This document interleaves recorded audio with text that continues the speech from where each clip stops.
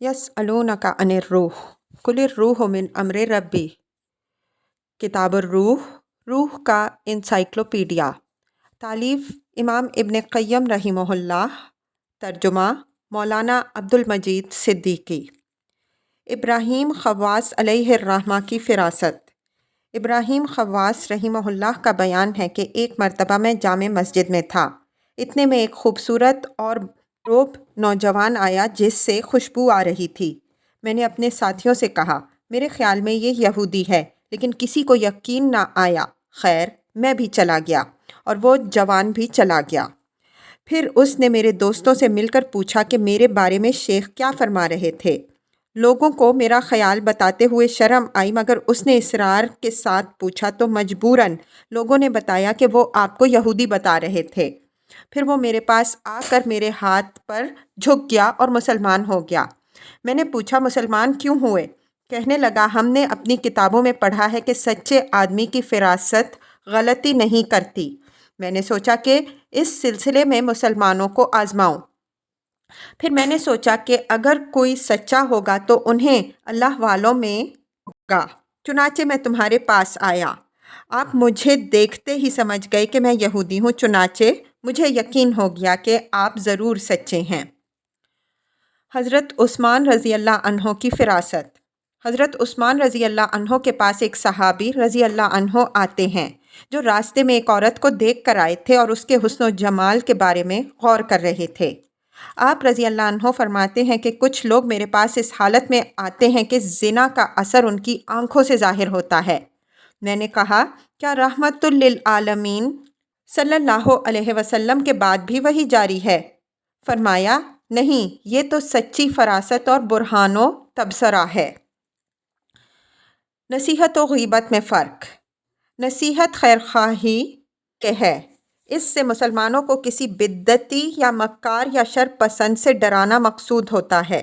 जब कोई मुसलमान इससे ताल्लुकात कायम करने के बारे में या मामलात करने के या उसके पास उठने बैठने के बारे में किसी समझदार आदमी से मशवरा करे तो उसे उसके सही हालात बताने पड़ते हैं। मिसाल के तौर पर रहमतुल लिल आलमीन सल्लल्लाहु अलैहि वसल्लम ने फ़ातिमा बिन्त क़ैस रज़ी अल्लाह अन्हा से, जबकि उन्होंने मुआविया रज़ी अल्लाह अन्हो और अबू जहम रज़ी अल्लाह अन्हो से निकाह के बारे में आप सल्लल्लाहु अलैहि वसल्लम से मशवरा किया था, फरमाया कि मुआविया रज़ी अल्लाह अन्हो तो गरीब आदमी हैं और अबू जहम रज़ी अल्लाह अन्हो औरतों को मारते हैं। अगर अल्लाह के लिए और मुसलमानों की खैरख्वाही के लिए गीबत हो तो वह भी नेकी और इबादत है, और अगर किसी की आबरू रेज़ी के लिए होता है कि इसका मर्तबा लोगों के दिलों से गिर जाए और उसकी बुराई की जाए, तो ये सख्त किस्म की बीमारी और नेकियों की आग है कि तमाम नेकियां खा जाती है। हदिया और रिश्वत में फ़र्क। रिश्वत से किसी का नाहक हिस्सा लेना मकसूद है या गलत को सही साबित करने का इरादा होता है। रहमतुल लिल आलमीन सल्लल्लाहु अलैहि वसल्लम ने रिश्वत देने वाले को लानती फरमाया है। अगर जुल्म रोकने के लिए रिश्वत दे तो फिर रिश्वत लेने वाले पर लानत पड़ेगी। हदिया से मोहब्बत और एहसान और तारुफ मकसूद होता है। अगर बदले के इरादे से हदिया दिया जाए तो कीमत हासिल करना है, और अगर फ़ायदे की गर्ज से दिया जाए तो बरतरी पेश नज़र है। सब्र और संगदिली में फ़र्क। सब्र एक कसबी किस्म की आदत है जिसे इंसान अपने अंदर पैदा कर लेता है, यानी परेशान होने से, हाय हाय करने से और शिकायत करने से बचा रहता है। चुनाचे दिल को परेशानी से, ज़बान को शिकायत से और आज़ा को गैर मुनासिब हरकतों से रोक लेता है। सब्र असल में दिल को शरई और तकदीरी अहकाम पर साबित कदम रखना है। संगदिली दिल की खुश्की और सख्ती है, जिससे दिल में किसी चीज़ का असर नहीं होता और दिल पत्थर हो जाता है। सब्र व तहम्मुल की वजह से नहीं, बल्कि सख्ती और पुष्ट की वजह से। दिल की इक़साम। दिल की 3 किस्म होते हैं। नंबर 1, सख्त दिल, जो पत्थर की तरह सख्त हो जाता है और बमंज़िला खुश्क हाथ के हो जाता है। नंबर 2, बहुत ज़्यादा नरम दिल, जो पानी की तरह बहुत ज़्यादा नरम होता है। سخت دل اچھا اثر قبول نہیں کرتا، انتہائی نرم دل بمنزلہ پانی کے ہے، یہ بھی کچھ نہیں۔ نمبر 3، نرم دل، جو نہ پتھر کی طرح سخت ہو اور نہ پانی کی طرح نرم، بلکہ درمیانی ہو اور ٹھوس ہونے کے ساتھ ساتھ صاف شفاف بھی ہو۔ یہ دل اپنی شفافیت کی وجہ سے صحیح و غلط میں پہچان کر لیتا ہے، نرمی کی وجہ سے حق قبول کر کے اسے محفوظ کر لیتا ہے، اور ٹھوس ہونے کی وجہ سے اپنے دشمن سے مقابلہ پر ڈٹ جاتا ہے۔ ایک اثر میں ہے، زمین پر دل اللہ تعالیٰ کے برتن ہیں۔ اللہ تعالیٰ کو وہ دل زیادہ پیارا ہے جو سلب سے زیادہ نرم و ٹھوس اور صاف شفاف ہو۔ ایسے دل کو قلب زجاجی، شیشے کا دل کہتے ہیں، کیونکہ شیشے میں یہ تینوں اوصاف ہوتے ہیں۔ اور اللہ کے نزدیک سب سے زیادہ برا دل قلب قاسی، پتھر جیسا دل ہے۔ اللہ تعالیٰ کا ارشاد ہے، فَوَيْلٌ لِّلْقَاسِيَةِ قُلُوبِهِمْ الآیہ۔ اللہ کے ذکر سے سخت دل والوں کے لیے بڑی خرابی ہے۔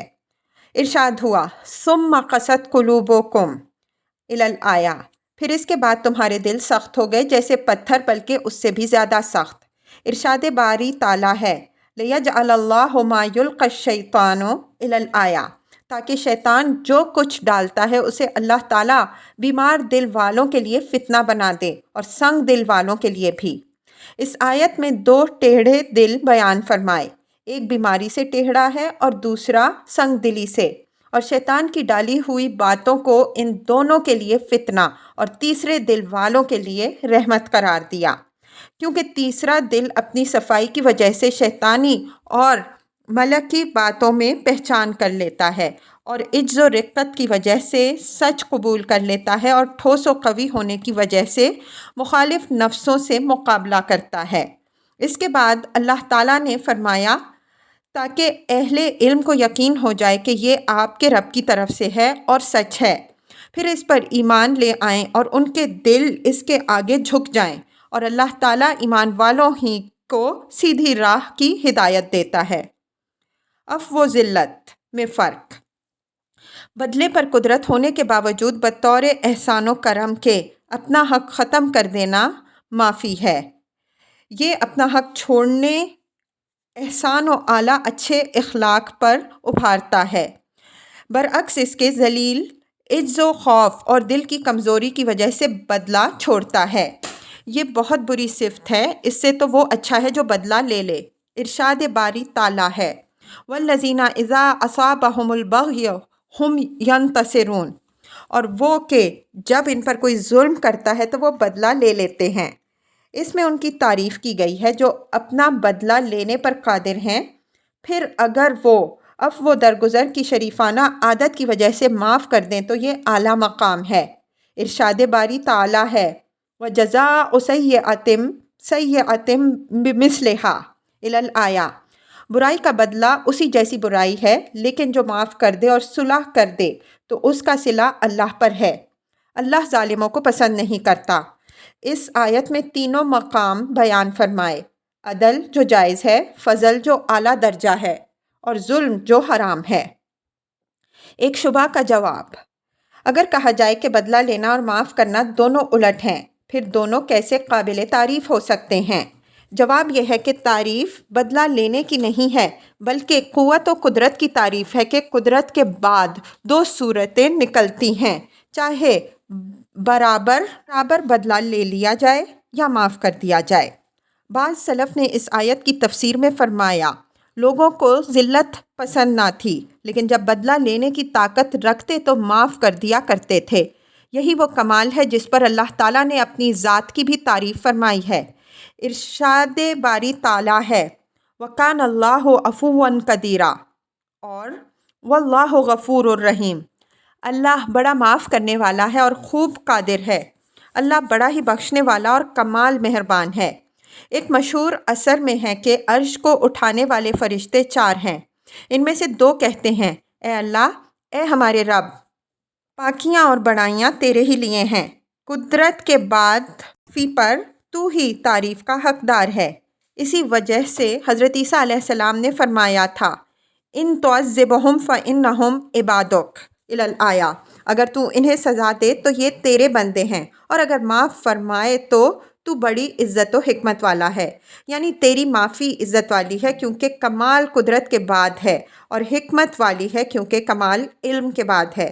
ان کے عملوں سے واقف ہونے اور ان پر قدرت پانے کے باوجود تو نے انہیں بخش دیا۔ انسان کبھی تو انتقام سے عاجز ہو کر معاف کر دیتا ہے، اور کبھی ظالم کے جرم کی حقیقت سے بے خبر ہو کر۔ انسان کی معافی کا ظاہر تو ظلم و ذلت ہے اور باطن عزت و عجز، اور انتقام کا ظاہر تو عزت ہے اور باطن ذلت۔ اللہ تعالیٰ معافی سے عزت ہی بڑھاتا ہے، اور اپنی ذات کے لیے بدلہ لینے والا رسوا ہی ہوتا ہے، اگرچہ معافی والی عزت ہی کے ختم ہو جانے سے ذلیل ہو۔ اسی وجہ سے رحمت للعالمین صلی اللہ علیہ وسلم نے اپنے لیے کبھی انتقام نہیں لیا۔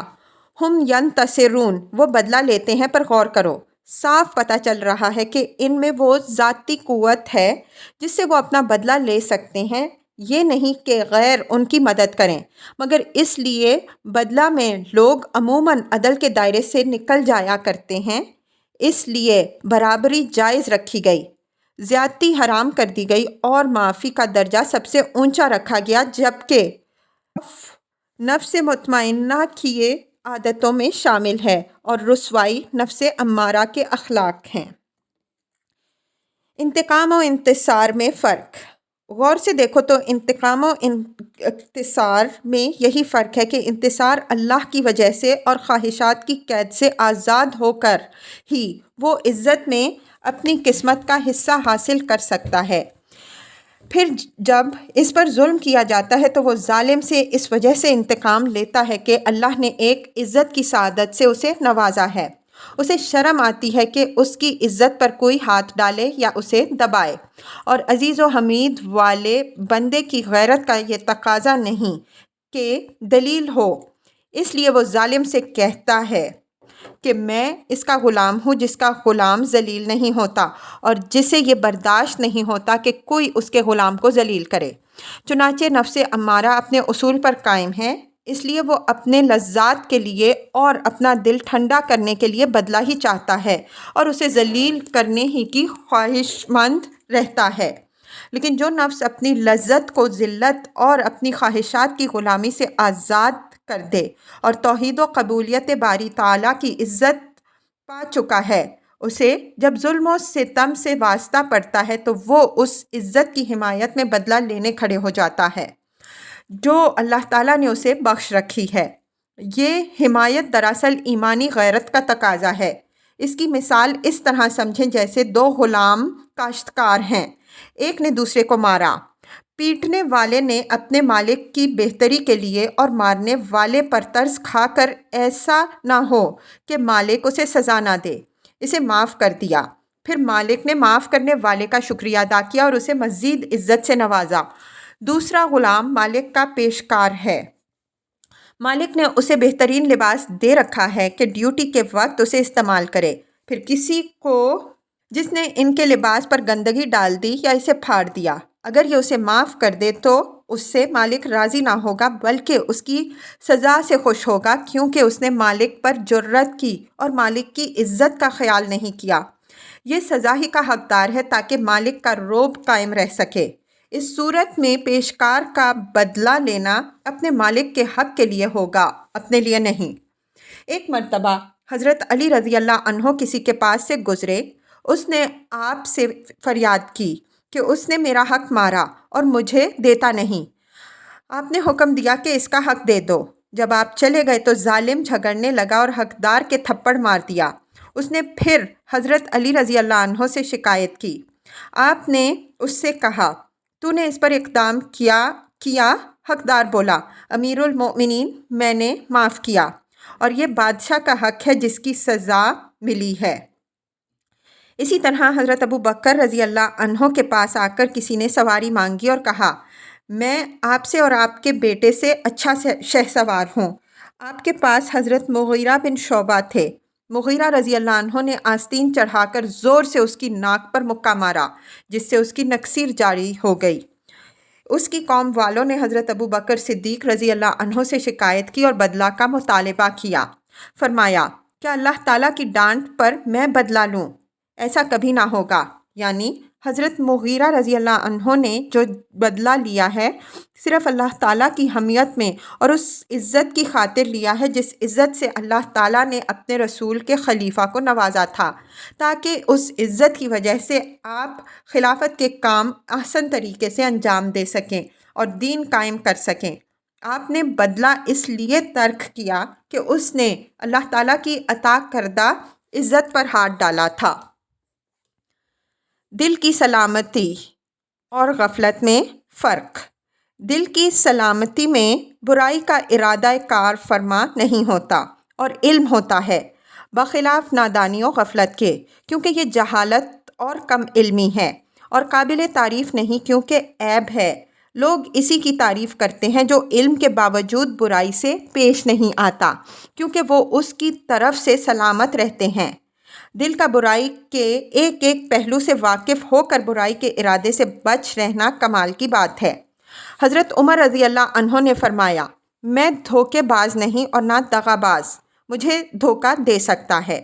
حضرت عمر رضی اللہ عنہ بڑے ہوشیار و محتاط تھے۔ اللہ تعالیٰ نے فرمایا، یوم لا ینفع الا الآیہ، جس دن مال اور بیٹے کام نہ آئیں گے اسی کو فائدہ پہنچے گا جو قلب سلیم لے کر آئے گا۔ قلب سلیم وہ دل ہے جو دلی مصیبتوں سے محفوظ ہو، اس میں شک کی بیماری نہ ہو، قیاس کی پیروی لازم آئے اور نہ شہوت کی بیماری ہو کہ خواہشوں کی پیروی لازم آئے۔ ثقہ اور غرہ میں فرق۔ ثقہ یعنی بھروسہ ایک قسم کا سکون ہے جو ان دلائل و قرائن سے ملا ہوا ہے جن سے دل سکون حاصل کر لیتا ہے۔ قرائن کی طاقت کے مطابق بھروسہ بھی قوی اور مستحکم ہوگا، خصوصاً جب کہ وسیع تجربات اور صحیح فراست بھی حاصل ہو۔ گویا یہ لفظ وثاق بندھن سے نکلا ہے، یعنی دل اس سے جس پر بھروسہ اور اچھا خیال ہے اور اس کی محبت و معاملہ اور اعتماد کی ڈوری سے بندھا ہوا ہے۔ پھر جب دل سب سے کٹ کر اللہ تعالیٰ کی طرف لوٹ آئے تو اس کی قید میں آ جاتا ہے اور بندگی کے بندھن سے بندھ جاتا ہے اور مشکل وقت غیر اللہ کی طرف نہیں جاتا بلکہ اللہ تعالیٰ ہی اس کا ہتھیار، اس کی قوت اور اس کا ذخیرہ ہوتا ہے اور بندہ اپنی ضروریات اسی سے مانگتا ہے۔ غرہ خوش فہمی اور دھوکہ یہ ہے کہ کسی کو نفس و شیطان نے اور جھوٹی خواہشات نے دھوکہ میں دے رکھا ہو اور یہ خوش فہمی ہو کہ گناہوں کے باوجود اللہ تعالیٰ اسے بخش دے۔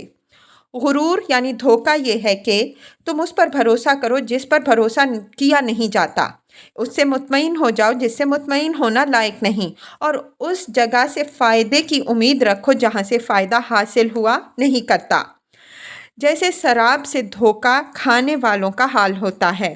اللہ تعالیٰ نے فرمایا، وَالَّذِينَ كَفَرُوا أَعْمَالُهُمْ إِلَى الْآيَةِ، کافروں کے عمل سیراب کی طرح ہیں، جیسے پیاسا پانی سمجھ کر اس کے پاس جائے تو ایک بھی بوند پانی نہ پائے بلکہ قضائے الہی پائے، پھر اللہ اس سے پورا حساب لے، اور اللہ تعالیٰ بہت جلد حساب لینے والا ہے۔ اللہ تعالیٰ نے خوش فہموں کے بارے میں فرمایا، قُلْ هَلْ نُنَبِّئُكُمْ إِلَى الْآيَةِ، آپ فرما دیں کہ کیا میں تمہیں اعمال میں نقصان اٹھانے والوں کی خبر دوں؟ یہ وہ ہیں جن کے دنیا میں عمل ضائع ہو گئے اور وہ سمجھ رہے ہیں کہ ہم اچھے عمل کر رہے ہیں۔ جب پردہ اٹھ جائے گا اور اعمال کے حقائق سامنے آ جائیں گے تو انہیں معلوم ہوگا کہ وہ کسی عمل پر بھی نہ تھے۔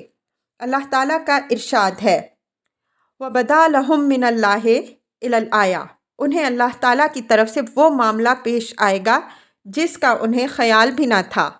ایک مشہور اثر میں ہے، جب تم گناہوں کے باوجود اپنے اوپر اللہ تعالیٰ کی نعمتوں کی ریل پیل دیکھو تو اللہ تعالیٰ سے ڈر جاؤ۔ یہ استدراج کی حالت ہے۔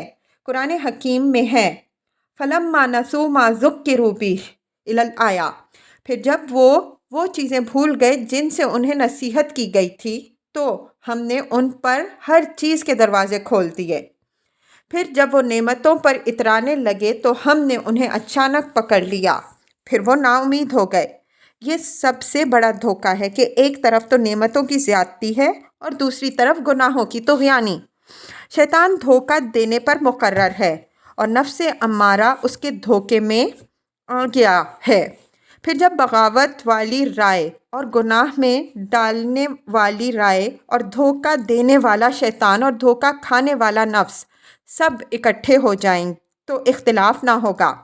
شیطانوں نے دھوکہ کھا جانے والوں کو اللہ تعالیٰ کی طرف سے دھوکہ دیا ہے، اور اللہ تعالیٰ نے غیظ و غضب بھڑکانے والے گناہوں کے باوجود اس کے معافی اور درگزر کا لالچ دے رکھا ہے، اور تسکین قلب کے لیے توبہ کی امید بھی دلا دی ہے کہ ابھی تو دل کھول کے دل کے ارمان نکال لو، بعد میں توبہ کر لینا۔ پھر دلوں میں پھونکتا رہتا ہے کہ ابھی جلدی کیا ہے، توبہ کر لینا۔ آخر انسان کو باب توبہ کی طرف پہنچنے میں بھی نہیں دیتا کہ موت آ کر گلا گھونٹ دیتی ہے۔ شیطان نے لوگوں کو بہت برے حال میں جکڑ رکھا ہے۔ اللہ تعالیٰ نے فرمایا وَغَرَّتْكُمُ الْأَمَانِيُّ إِلَى الْآيَةِ، اور تمناؤں نے تمہیں دھوکہ دیا یہاں تک کہ اللہ تعالیٰ کا حکم آ پہنچا اور تمہیں اللہ کی طرف سے شیطان نے دھوکے میں رکھا۔ اللہ تعالیٰ کا ارشاد ہے یا ایھا الناس ان وعد اللہ حق الی الآیہ، لوگوں اللہ تعالیٰ کا وعدہ سچا ہے، خبردار دنیاوی زندگی تمہیں دھوکے میں نہ ڈالے اور نہ اللہ تعالیٰ کی طرف سے شیطان دھوکے میں ڈالے۔ وہ شخص سخت دھوکے میں ہے جسے اللہ کی نعمتیں حاصل ہیں اور سمجھتا ہے کہ ان کا حقدار ہے، اور میرے خیال میں حساب کا دن آنے والا نہیں، اس لیے خوب جی بھر کر دل کی خواہشات کیوں نہ نکالوں۔ پھر دھوکے کے سخت اندھیرے میں قدم رکھ کر کہتا ہے کہ اگر میں رب کی طرف گیا بھی تو اللہ تعالیٰ کے پاس میرے لیے بھی جنت و عزت ہے۔ اسی طرح شیطان سے دھوکہ کھایا ہوا اس کے وعدوں اور آرزوؤں سے دھوکہ کھاتا ہے، اور دنیاوی نعمتیں اور نفس امارہ شیطان کی مدد کرتے ہیں، چنانچہ وہ گناہوں پر ڈٹا رہتا ہے اور ایک دن تباہی کے گڑھے میں گر کر ختم ہو جاتا ہے۔ امید اور تمنا میں فرق۔ امید کامیابی کے اسباب فراہم کرنے میں بہت محنت اور جد و جہد کے ساتھ وابستہ، اور تمنا یہ ہے کہ کامیابی کے اسباب فراہم کیے بغیر سمجھ جائے کہ کامیاب ہو جاؤں گا۔ اللہ تعالیٰ کا ارشاد ہے ان الذین آمنوا الی الآیہ، جو لوگ ایمان لائے، ہجرت کی اور اللہ کی راہ میں جہاد کیا، یہی اللہ تعالیٰ کی رحمت کے رجا والے ہیں، یعنی امیدوار ہیں۔ معلوم ہوا کہ سوائے ان لوگوں کے دوسروں سے امید کو ختم کر دیا گیا، لیکن خوش فہم لوگ کہتے ہیں کہ دل کھول کر گناہ کرنے والے اور اللہ کے قہر و غضب کو بلانے والے بھی اس کی رحمت کے امیدوار ہیں۔ یہ کوئی نئی بات نہیں ہے، نفس اور شیطان اپنے ماننے والوں کو اسی خوش فہمی میں مبتلا رکھتا ہے۔ امید کا حق اسے پہنچتا ہے جو اللہ تعالیٰ پر اور آخرت پر ایمان رکھتا ہے اور اللہ تعالیٰ کے وعدوں کو پیش نظر رکھ کر بڑے شوق و ذوق سے نیکیاں خلوص کے ساتھ کرتا رہتا ہے، جیسے کوئی نصب العین سامنے رکھ کر اس کے حاصل کرنے کی ہر طرح کوشش کرتا ہے۔ صحیح امید کی نشانی یہ ہے کہ امیدوار کو اعمال چھوڑنے سے جنت اور جنت کی نعمتوں کے فوت ہو جانے کا ڈر لگا رہتا ہے۔ اس کی مثال اس کی سی ہے جو کسی شریف و معزز عورت پر پیام ڈالے، پھر جب نکاح کا اور معززین اور اکابرین کے اجتماع کا وقت آئے تو وہ خوب نہا دھو کر اور پاک صاف ہو کر بہترین کپڑے پہن کر، اچھی سے اچھی خوشبو لگا کر اور کمال بن سنور کر نکاح کے لیے روانہ ہو، اور راہ میں گرد و غبار سے، کوڑے کرکٹ سے اور داغ دھبوں سے نہایت احتیاط سے کپڑوں کو بچائے رکھے۔ پھر جب ساس کے گھر کے دروازے پر پہنچے لوگ اس کا خندہ پیشانی سے خیر مقدم کریں، اسے صدر مقام پر بہترین فرش پر بٹھائیں، مجلس کی آنکھیں اس پر جم جائیں اور ہر کونے سے اس کی عزت کی جائے۔ اگر یہ شخص بن سنورنے کے بعد پٹیوں پر جا بیٹھے یا زمین پر لیٹنے لگے اور میل کچیل اور گندگی سے بھر جائے جو اس کے کپڑوں، بدن اور بالوں پر لگ جائے، اور اسی حالت میں ساس کے گھر میں سابق وعدے کی بنا پر داخل ہونا چاہے تو چوکیدار اسے مار پیٹ کر، ڈانٹ ڈپٹ کر اور دھکے دے کر بھگا دے گا، اور اسے پریشان و ناامید ہو کر لوٹنا پڑے گا۔ پہلی حالت امیدوار کی تھی اور یہ حالت متمنی کی ہے۔ ایک اور مثال سنیں۔ ایک بادشاہ ہے جو بہت غیرت مند اور امانت دار ہے اور حسن معاملات میں مشہور ہے اور کسی کا حق نہیں مارتا، لیکن اسے کوئی دیکھتا نہیں، پردے کے پیچھے سے معاملات کرتا ہے۔ اس کا سامان تجارتی مال اور لونڈی غلام معاملہ کرنے والوں کے سامنے موجود ہیں۔ اس کے پاس 2 آدمی آتے ہیں، ایک اس سے سچائی، امانت سے اور بھلائی سے معاملہ کرتا ہے، جس سے کبھی دھوکہ، خیانت اور مکر و فریب دیکھا ہی نہیں گیا۔ یہ شخص بادشاہ کو اپنا تمام مال فروخت کر دیتا ہے اور اس کے لونڈی غلاموں پر اس سے پورا اعتماد ہے۔ یہ شخص جب بادشاہ کو بیچنے کے لیے کوئی چیز لاتا ہے تو اچھی سے اچھی لاتا ہے، اور اگر اپنے ہاتھ سے بناتا ہے تو اس کی خوبصورتی اور آرائش میں بہت کوشش کرتا ہے، اور اس کا باطن ظاہر سے زیادہ خوبصورت بناتا ہے، اور دی ہوئی ہدایات کے مطابق اس کی شکل و صورت، مقدار و حیت، لطافت و نزاکت اور تمام شرطوں کا پاس رکھتا ہے۔ اور دوسرا شخص ردی چیز لے کر آتا ہے جو خالص بھی نہیں، نہ ہمدردی سے بنائی گئی ہے اور نہ ہدایات کے مطابق، بلکہ اس نے مرضی کے مطابق بنا لی ہے، اور ان تمام باتوں کے باوجود مالک کے غائب ہونے کی وجہ سے موقع پا کر خیانت بھی کر لیتا ہے۔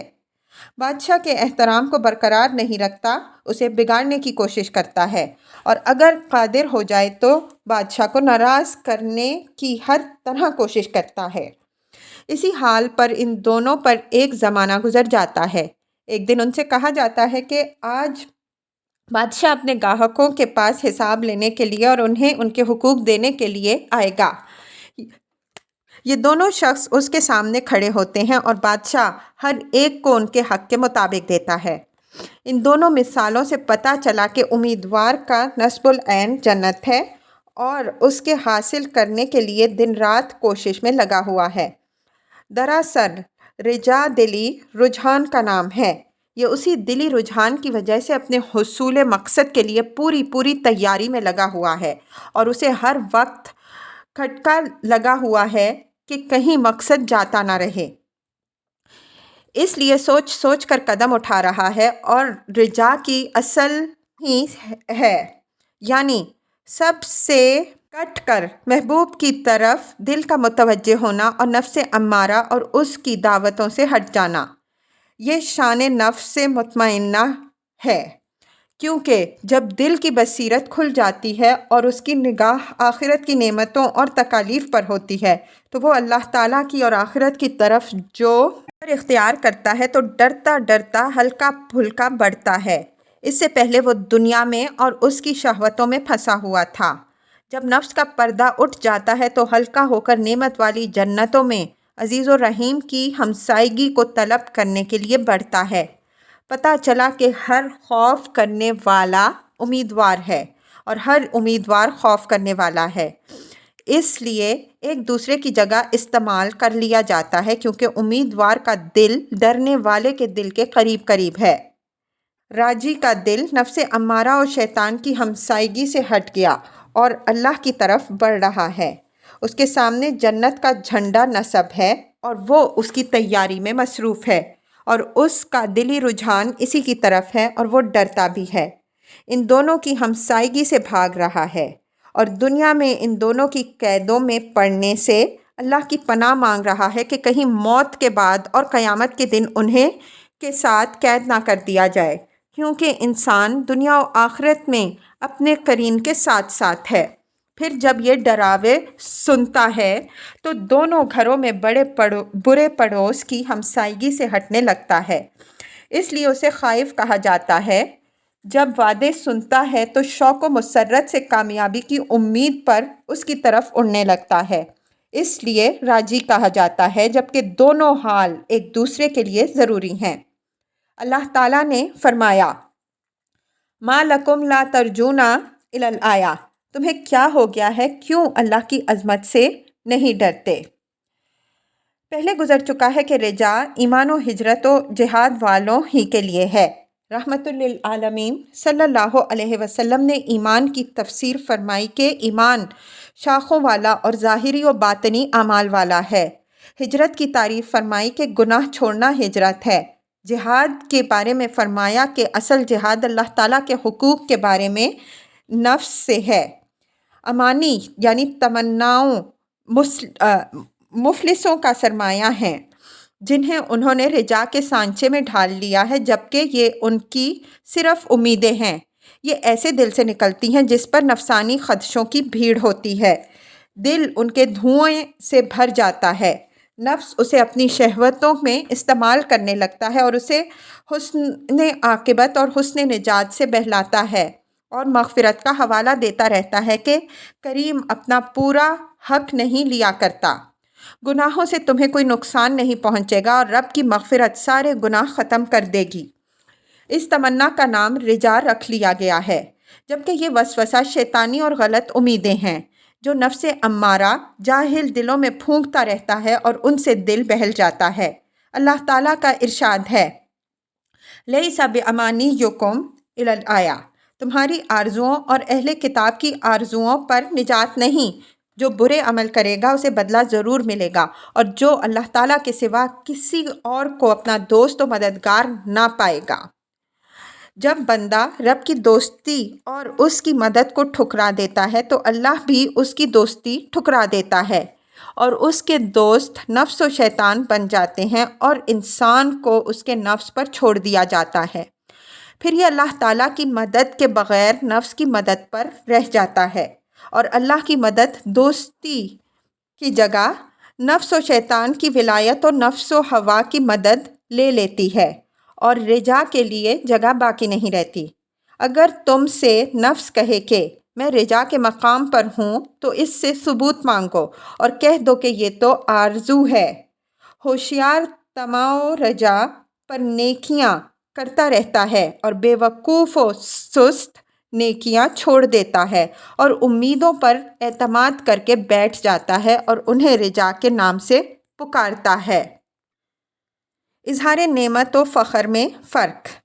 نعمت کو ظاہر کرنے والا منعم کی خوبیوں کا اظہار کرتا ہے، اس کی بخشش احسان کی تعریف کرتا ہے، ایک طریقے سے اس کا شکر ادا کرتا ہے اور اس کی تمام نعمتوں کو نشر کرتا ہے، جس سے اس کی غرض یہ ہوتی ہے کہ اللہ کی صفتوں کا اظہار ہو، اس کی حمد و ثنا اور نفس کو اسی سے مانگنے پر ابھارا جائے اور دوسروں سے امید ختم کر لی جائے اور اسی سے محبت و امید کا شوق دلایا جائے۔ فخر یہ ہے کہ ان نعمتوں کی وجہ سے لوگوں پر اپنی بڑائی جتائی جائے اور انہیں یہ بات دکھائی جائے کہ میں تم سب سے عزت والا اور اونچا ہوں، تاکہ ان کی گردنوں پر سوار ہو کر ان کے دل غلام بنا لیے جائیں اور انہیں اپنی تعظیم و خدمت کی طرف متوجہ کیا جائے۔ نعمان بن بشیر کا بیان ہے کہ شیطان کے جال بھی ہیں اور پھندے بھی ہیں۔ ایک جال یہ بھی ہے کہ اللہ تعالیٰ کی نعمتوں کے ذریعے پکڑ لے کہ انسان اللہ تعالیٰ کے بندوں پر غرور و فخر کرنے لگے اور غیر اللہ کے آگے جھکنے لگے۔ فرائے قلب اور فرائے نفس میں فرق۔ دل کی خوشی اللہ تعالیٰ پر ایمان لا کر اس کی پہچان و محبت پیدا کر کے اور اس کا کلام پڑھ کر حاصل ہوتی ہے۔ اللہ تعالیٰ کا ارشاد ہے، وَالَّذِينَ آتَيْنَاهُمُ الْكِتَابَ يَفْرَحُونَ بِمَا أُنزِلَ إِلَيْكَ، جن کو ہم نے کتاب دی وہ آپ کی طرف اتارے گئے احکام سے خوش ہوتے ہیں۔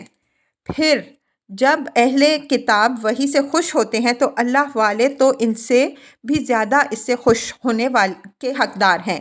اللہ تعالیٰ کا ارشاد ہے، وَإِذَا مَا أُنزِلَتْ سُورَةٌ إِلَى الْآيَةِ، اور جب ان پر کوئی سورت اتاری جاتی ہے تو کچھ ان میں سے سوال کرتے ہیں کہ اس نے کس کا ایمان زیادہ کیا؟ پھر یہ ایمان والوں کا ایمان زیادہ کر دیتی ہے اور وہ خوش ہو جاتے ہیں۔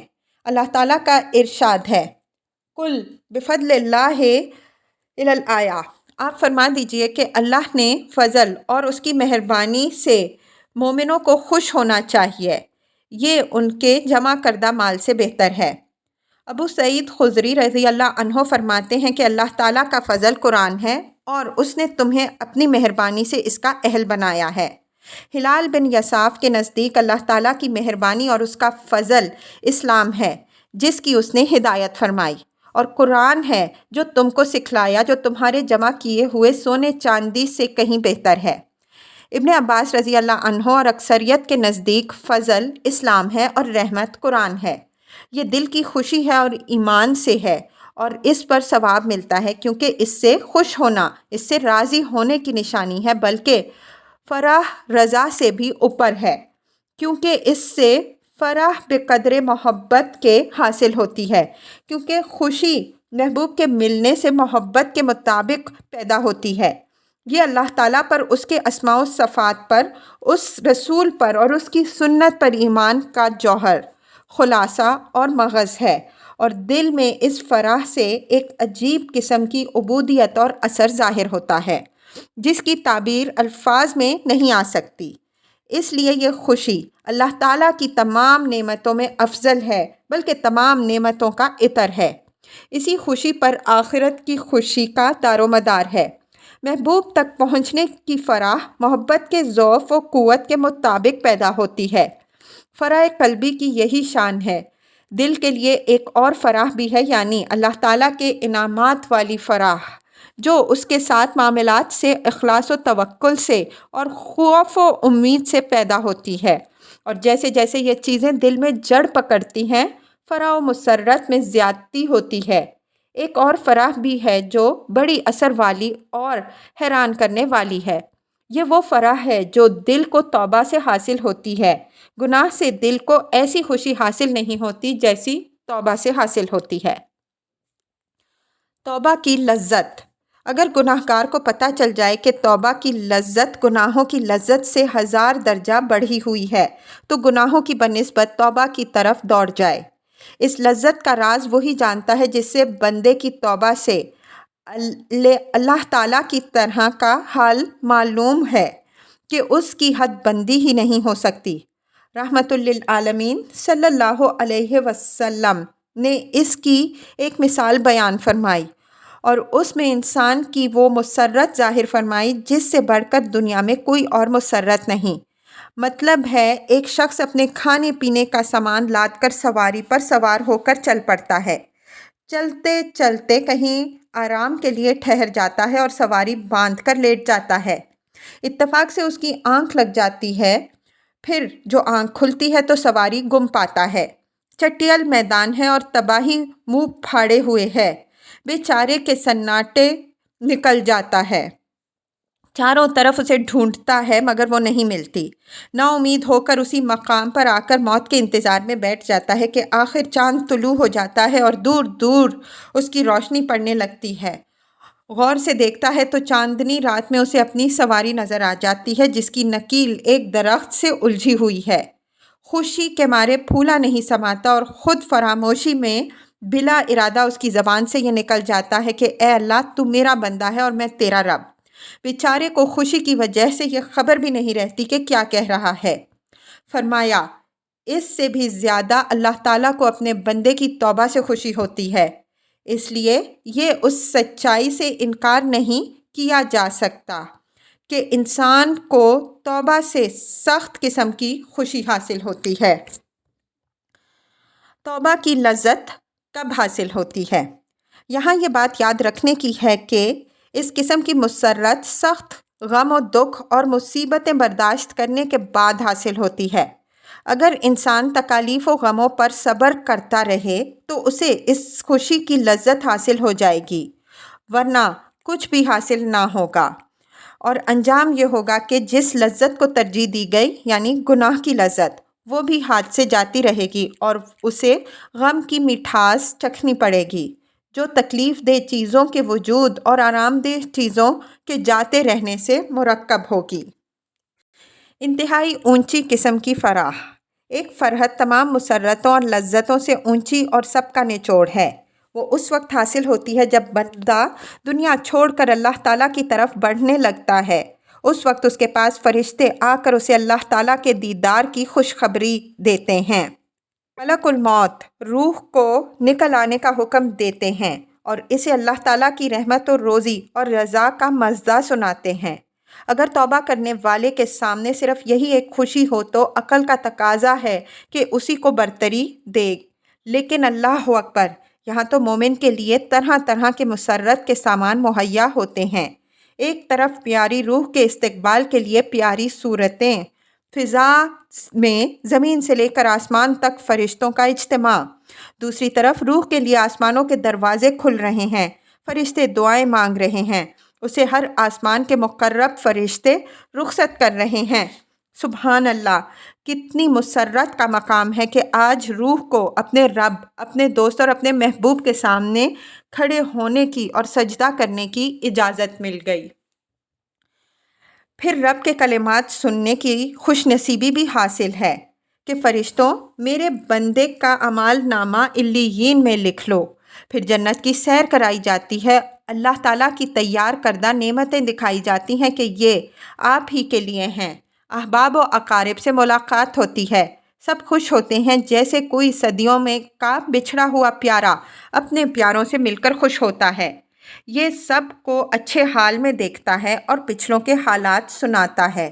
یہ تمام مسرتیں فرح اکبر سے پہلے پہل ہیں۔ حشر کے دن کی مسرتوں کا حال کیا پوچھتے ہو؟ عرش بری کا ٹھنڈا ٹھنڈا سایہ ہوگا، کوثر کے کناروں تک بھرے پیالے ہوں گے، دائیں ہاتھ میں اعمال نامہ ہوگا، نیکیوں کا پلہ جھک رہا ہوگا، چہرہ خوشی کی وجہ سے گلاب کو شرما رہا ہوگا۔ ایک بے مثال بجلی کی روشنی آگے آگے ہوگی، کسی رکاوٹ کے بغیر جہنم کے پل پار کرنے کے اسباب فراہم ہوں گے اور ابواب جنت کھٹکھٹانے کے بھی موقف میں بھی جنت قریب ہی تھی۔ رضوان و ملائکہ دور ہی سے سلام کر رہے ہوں گے، مبارکیں دے رہے ہوں گے، قابل رشک مرتبوں اور محلوں کی نوید سنا رہے ہوں گے اور حوریں غلمان کی بشارت دے رہے ہوں گے۔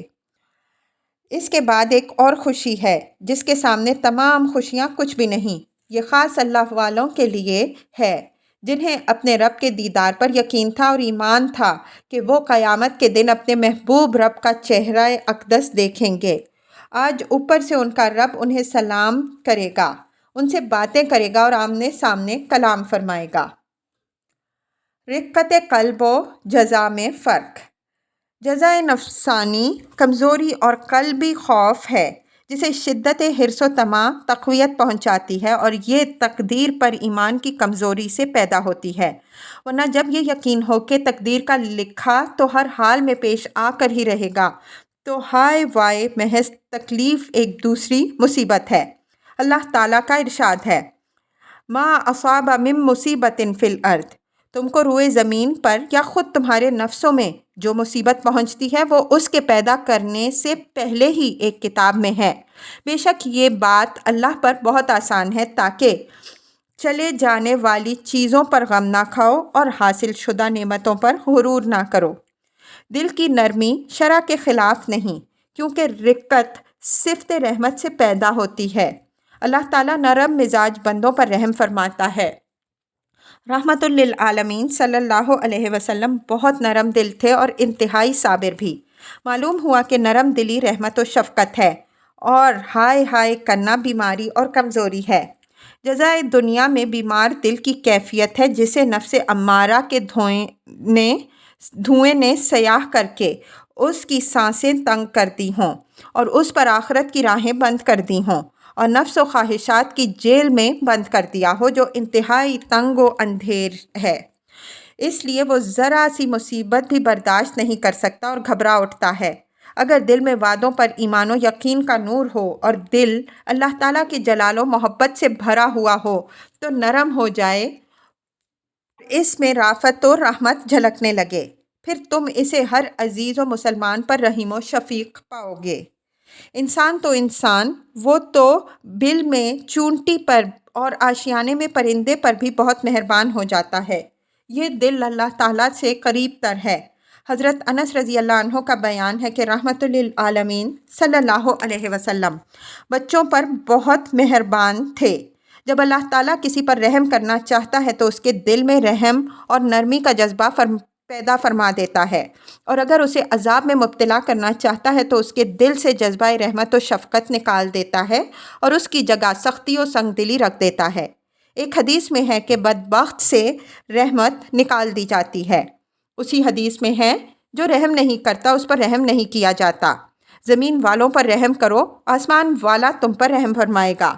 جنت والے 3 قسم کے ہیں: انصاف پسند و صدقہ کرنے والا بادشاہ، ہر عزیز و مسلمان پر مہربان و نرم دل شخص، اور بچوں والا، ہاتھ نہ پھیلانے والا پاک دامن شخص۔